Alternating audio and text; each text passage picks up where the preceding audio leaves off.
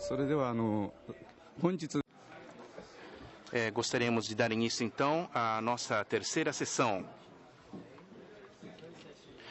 Peço a todos, por favor, para que retornem a seus assentos. Quanto à nossa terceira sessão, o tema é Agronegócios Brasileiros, Estado Atual e Perspectivas para o Futuro. Eu vou coordenar. Eu sou Junichi Shimizu, diretor de pesquisa do Instituto de Pesquisas Políticas do Ministério da Agricultura. O nosso tempo está se passando e então gostaria de passar a apresentação do nosso seguinte palestrante.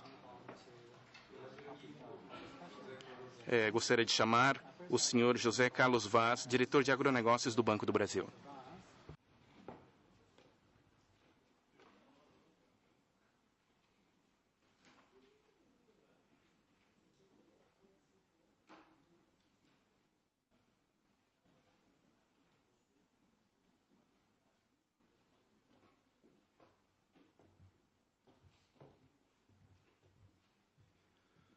Boa tarde.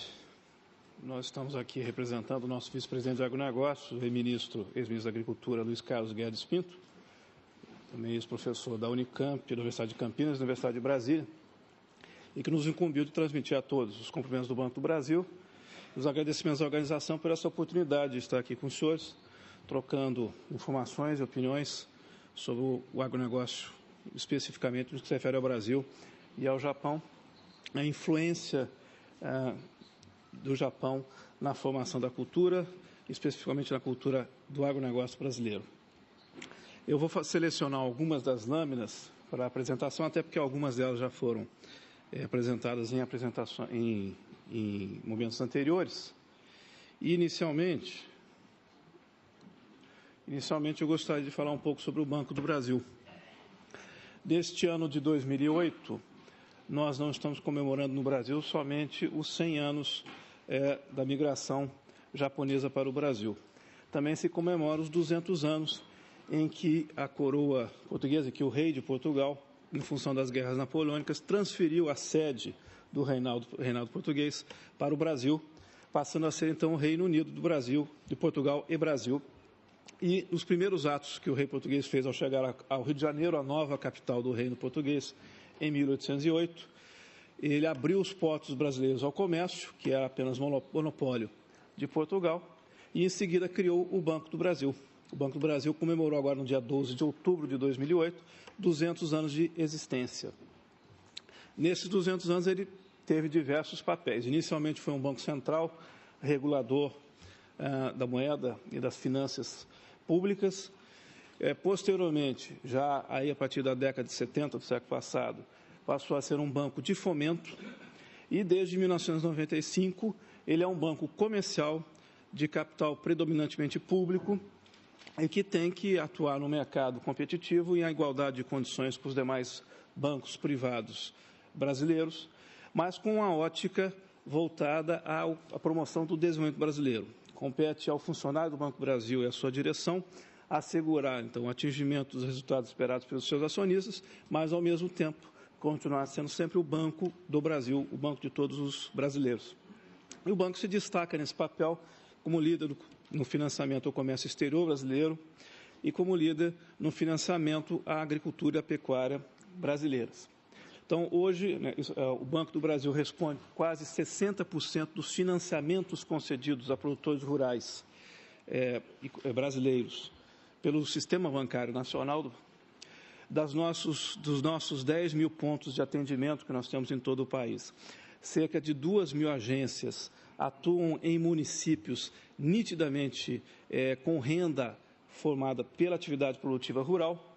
Nós concedemos crédito anualmente para cerca de 1.470.000 pequenos produtores rurais e mais cerca de 243 mil produtores rurais de médio e grande porte. Esses produtores anualmente renovam os seus créditos para a formação das suas lavouras ou para a formação ou manutenção dos seus plantéis de animais. Nossa carteira ela é composta por créditos de longo prazo para operações de investimento, créditos de curto prazo para a formação das lavouras e créditos de curto prazo de apoio à comercialização, principalmente à formação de estoques. 30% das operações são feitas com os pequenos produtores e 67% com médios e grandes produtores e 3,7% das operações com cooperativas. Nesta apresentação, nós vamos tentar contribuir com os senhores na apresentação da visão do agronegócio brasileiro sob a ótica de um banco, um agente financeiro, que busca cumprir o seu papel de gerador da atividade econômica, mas, por outro lado, ele tem que contemporizar isto com as questões de risco de capacidade de pagamento. Nós entendemos que atuar com financiamento ao setor produtivo rural brasileiro é um caso de sucesso, é um ponto forte para o Banco do Brasil. Foi preciso, ao longo de 40 anos desde que foi criado a legislação de crédito rural brasileiro, criar toda uma forma de atuação diferenciada, uma vez que a atividade produtiva rural ela é bastante atingida pela volatilidade de preços, volatilidade de mercado e das questões climáticas, causando uma variação da renda ao longo do tempo. E é por isso que o banco teve que desenvolver uma tecnologia própria de atuação, que nós entendemos que é bastante bem sucedida. No entanto, ela tem que ser modernizada ao longo do tempo. Presentemente, nós estamos trabalhando fortemente apoiados pelo governo federal na conjugação no desenvolvimento do seguro agrícola e do RED de preços conjugado com o financiamento da atividade produtiva rural brasileira. Temos uma parceria muito forte com a Bolsa de Mercadorias e Futuros Brasileira, a BMF, e temos a maior seguradora agrícola do Brasil, que é a Aliança do Brasil, que responde por 70% dos seguros rurais contratados no Brasil.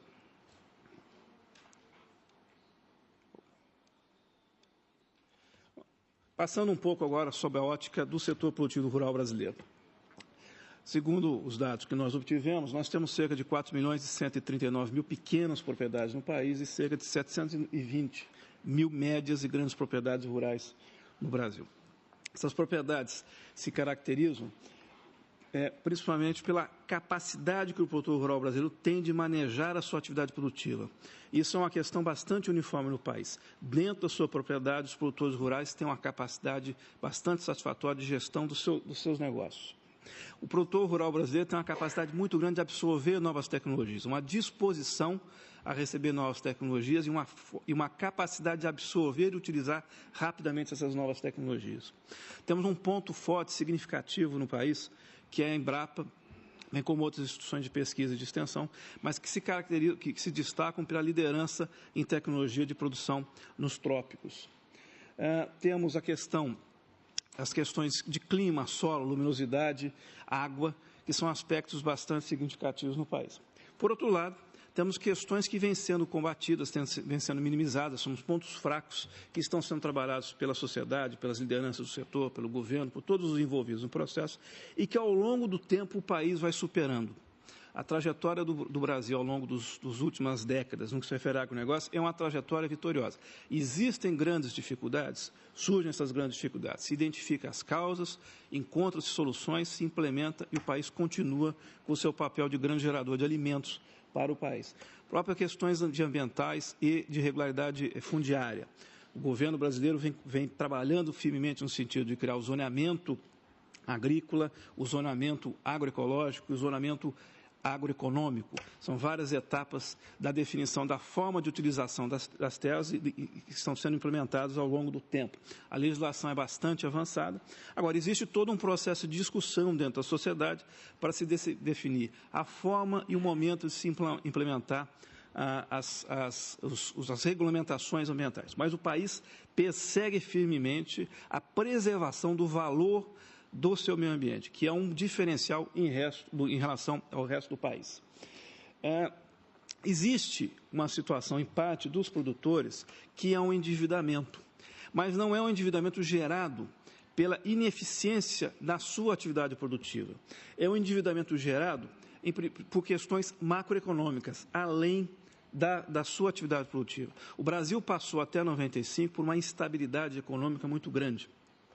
Até aquela época, os programas de crédito rural eram programas em que se trabalhava muito com a ótica de que a inflação fará com que o produtor tenha capacidade de pagar o seu crédito. Então, houve uma ênfase muito forte em programas de crédito para financiamento do setor.